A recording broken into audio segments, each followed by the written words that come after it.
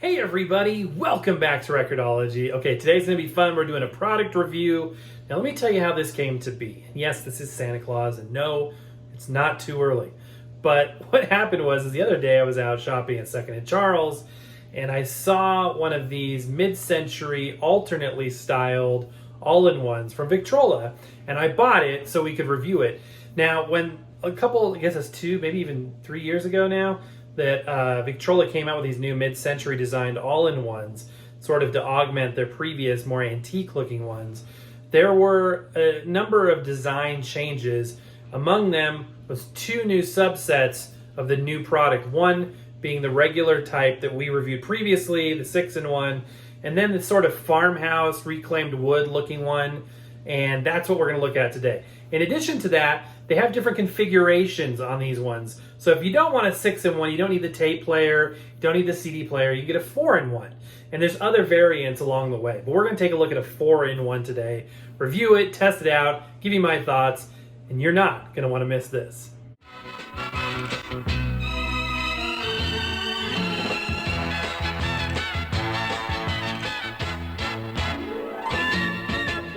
Behold the behemoth, and I say that because this is a rather large box, bigger than I thought it would be actually.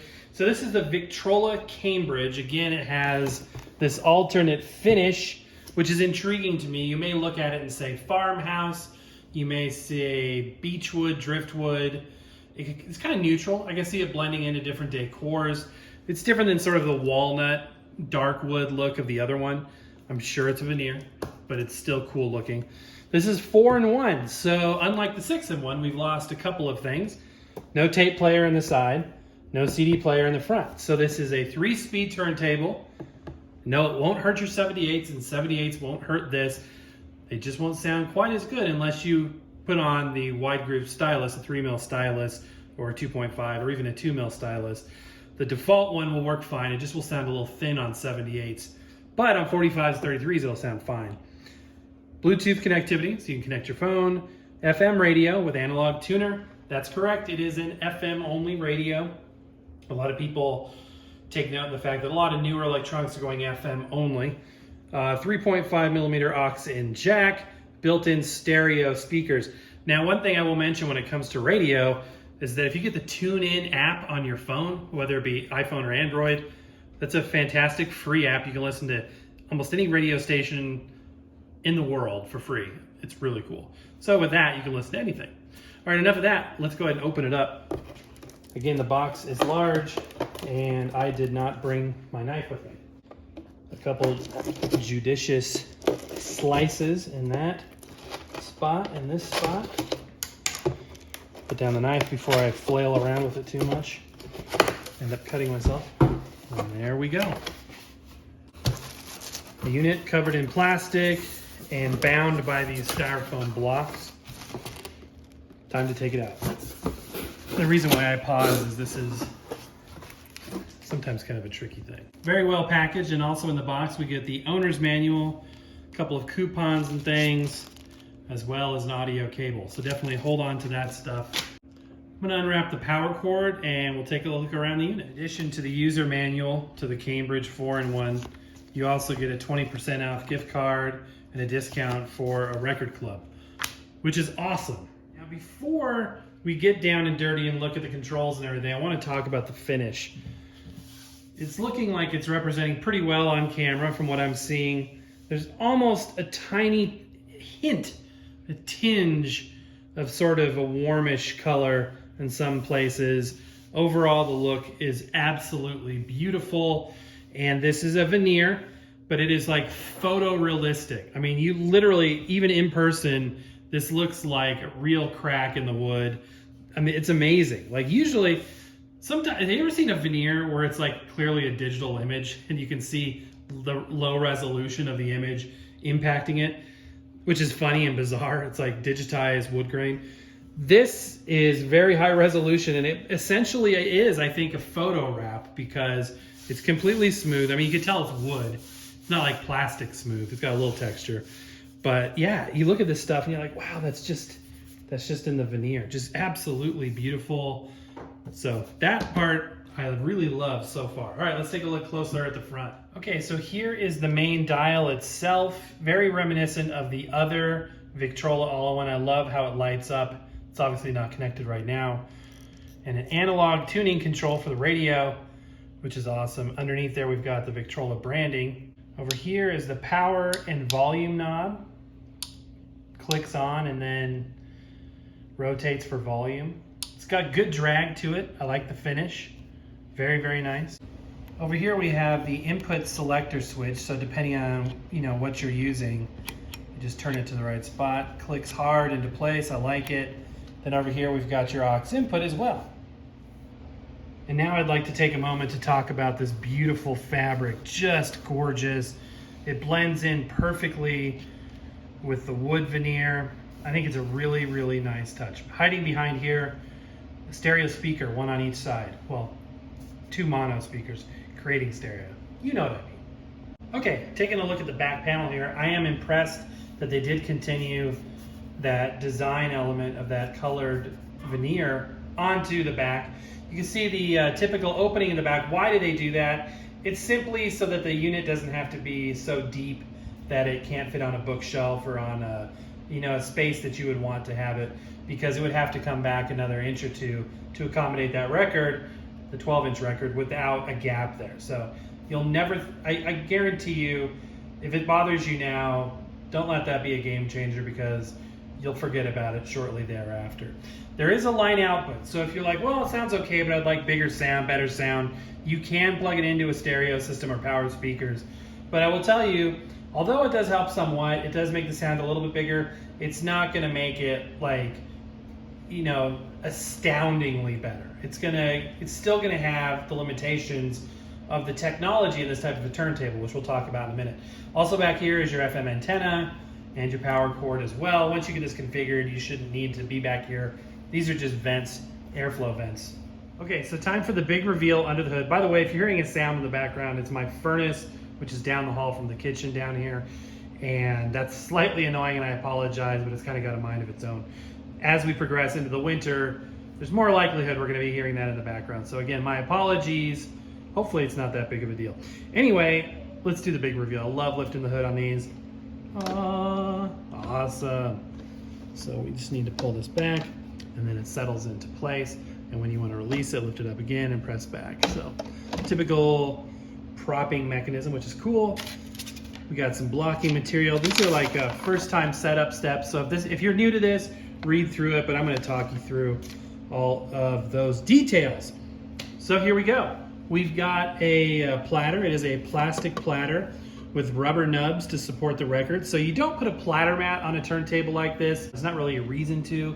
And they're not quite full size, so it wouldn't fit. Well, it would probably fit, but it would just look like a record sticking out the back. Anyway, you don't need to do it. These little rubber nubs here, 3 points of contact, highly stable. With 3 points of contact, there is never a point of contact out of contact. So there you go. Anyway, it's ready to go right out of the box. This is called a transport screw. So you'll notice that it's pretty rigid and tight. And that's because when it's in transit, you don't want it, flailing around. So what you need to do, and it is tricky to do with this lid up here at this angle, but you need to take a screwdriver and you need to screw it clockwise. You can do most of it, at least this one you can, with your fingers. Sometimes you can't. Sometimes you have to get a screwdriver in there, and you may need a small one, but this one seems to be working. So you'll notice when oh nice, I was able to do that all by hand. Now it's more spongy. So that gives you the vibration isolation so that the sound of the speakers doesn't impede on the quality of the pickup. Basically, it's just better to have the suspension there. When you do move or you want to transport it, rotate that to the left, and that will stiffen it up again, and then you can move it safely. Otherwise it'll be bouncing, and you don't want that.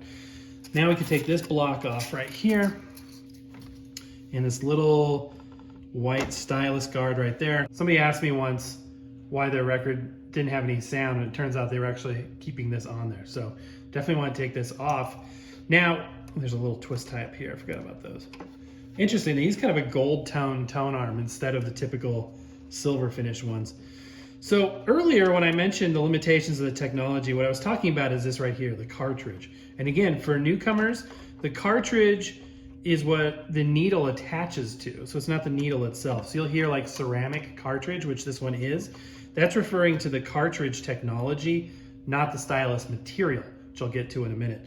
Now the cartridge, whether it be a magnetic or a ceramic cartridge, uses the same basic principles.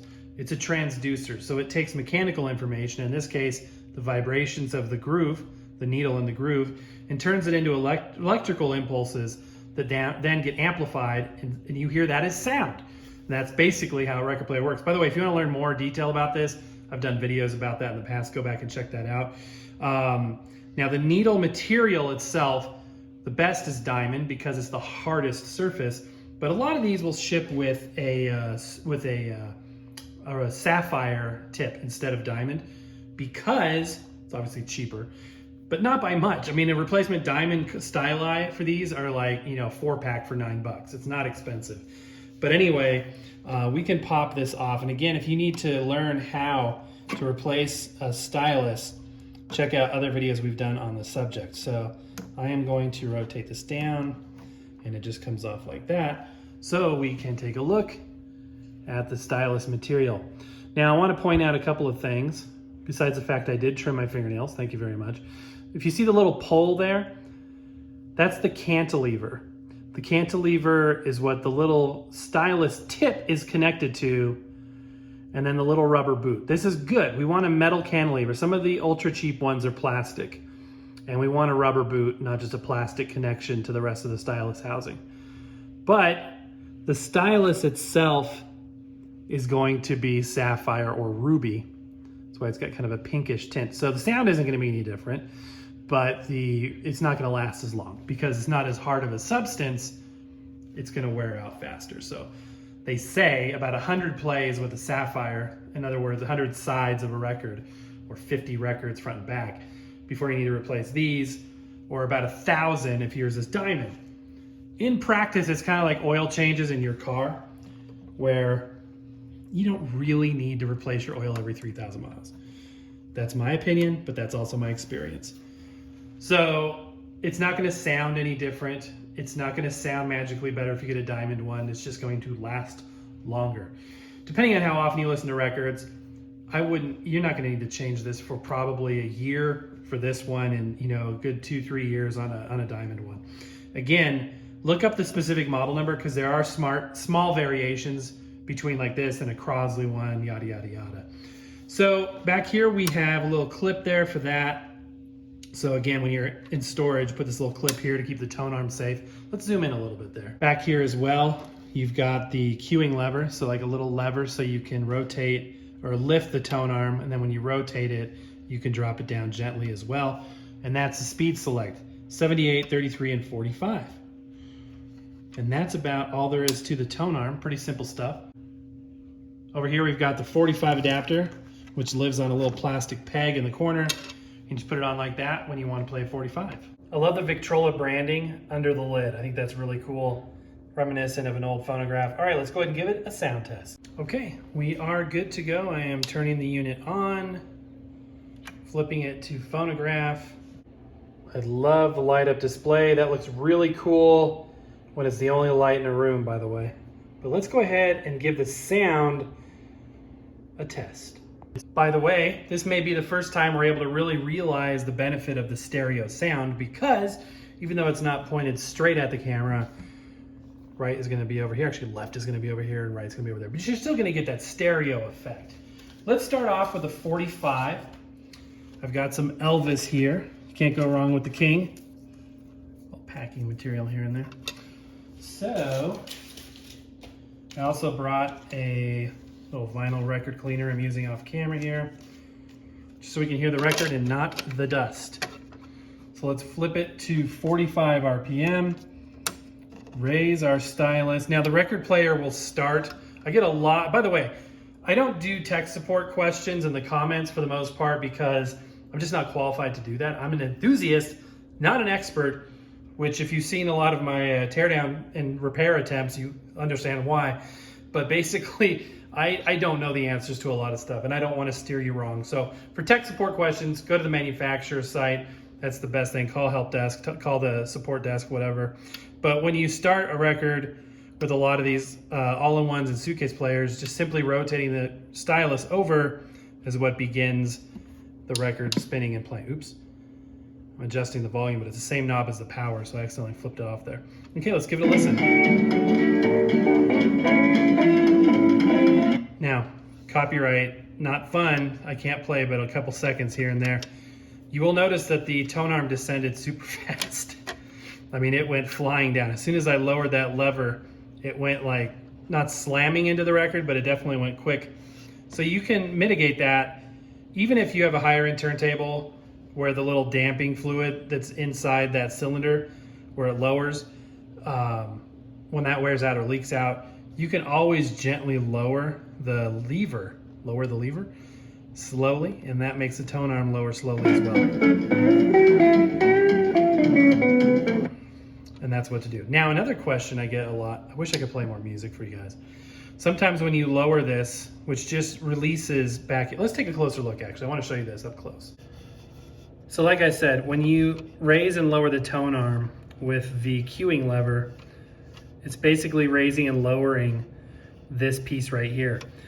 And what happens sometimes is when you lower it with this and just start to play the record will skip. So a lot of the skipping record issues on suitcase players and all-in-ones is just the fact that this hasn't gone down all the way. Now watch, and I push it, it's gonna go down further. See how it went down just a little bit further?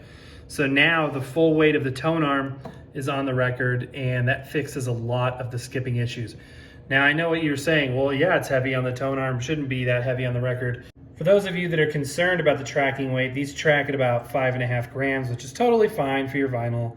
It's not gonna damage anything, it's not gonna ruin anything.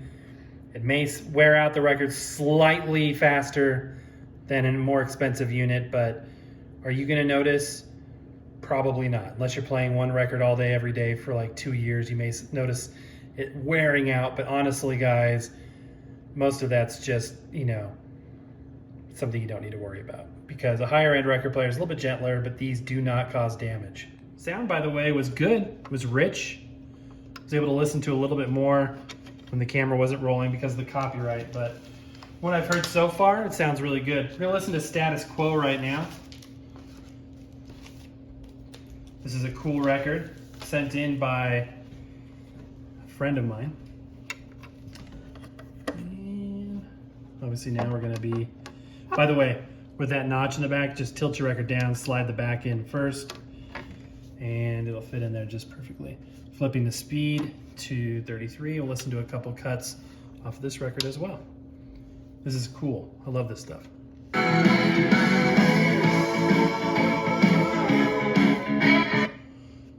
Man, I wish I could play more. A lot of people are like, well, why can't you play more? Do you get in trouble? You don't get in trouble, but the copyright holder will only allow you to use sometimes 2 and 3 seconds of a song. Some stuff like Beatles, I can't even use that. And then they take the copyright claim, which obviously it's theirs, they have the copyright on it, but they demonetize your video. So that means that we no longer get supported ad revenue, it goes into their pockets, which doesn't help support the channel. So try to keep all of that time that you spend watching ads, which I very much appreciate, feeding into supporting this channel. That's exactly why you're watching the ads, is why I was able to buy this so we could review it. Otherwise I wouldn't be able to do that.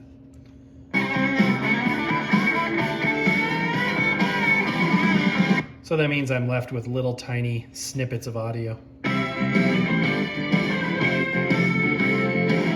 It's good stuff, really good stuff.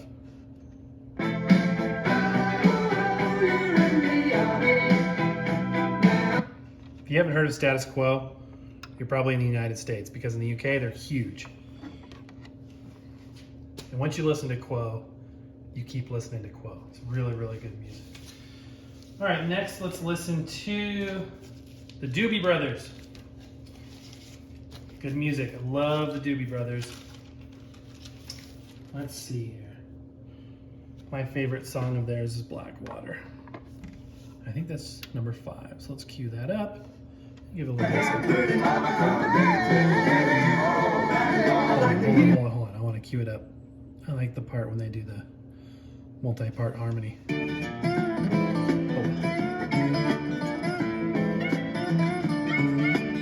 That wasn't it, but it's also good. Nothing bad about this at all. Let's play a couple other tracks while we're at it.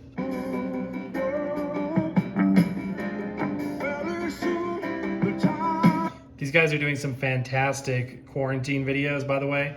If you like doobies, check out, just do a YouTube search for Doobie Brothers. They've done like a couple of their big hits, like in kind of that Zoom meeting, multi-camera deal. The one of Blackwater is awesome. It's so cool. And they use some user-submitted video content as well for that.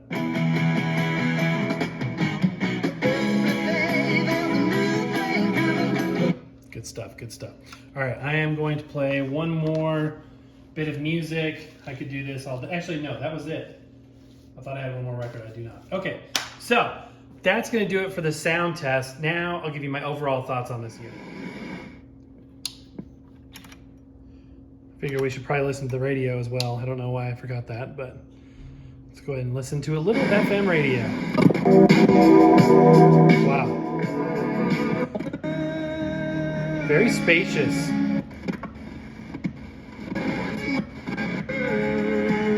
I love how the needle lights up too. That is so cool. I don't know if the old one did that. Creepy but hilarious.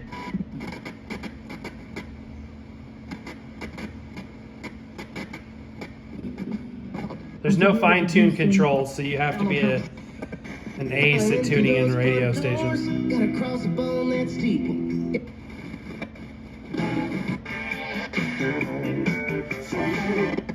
Cool.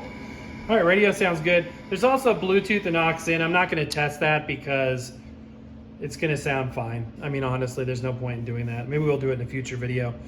But for now, that concludes our sound test. Okay guys, final thoughts. This is a fantastic product. I highly recommend it, in line with the previous Victrola all-in-one units. The build quality is good.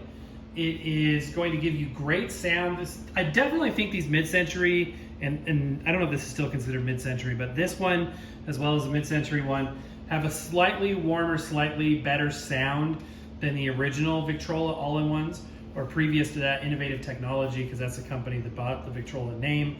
But all the functions work well. I saw no issues, no defects, and it looks great, it sounds great. There's really no issue with this. And what's so cool about this is if you're getting into vinyl, if you're new, then you have everything you need in one box. You have speakers, you have amplifier, you have radio, you have a record player, you have Bluetooth even for that, and aux-in for any other device you want to connect. So you've got everything you need right out of the box. It is a win-win. The price is good too. So I'm definitely going to recommend this. And if you're interested in purchasing one, your purchase goes to help support the channel. Thank you very much. And I'll put a link in the description below where you can take a look at that price. And yeah, let me know what you guys think in the comments below. Do you have this? Are you interested in this? It's definitely a great starting point. And again, if you already have a higher end setup, then this might be a good augment to that. This might be good for the office, you know, a design piece in the living room where you can play records from time to time. It's a very cool unit. So, all right, guys, thank you so much for watching. That's going to do it for today. Happy record hunting. We will see you tomorrow.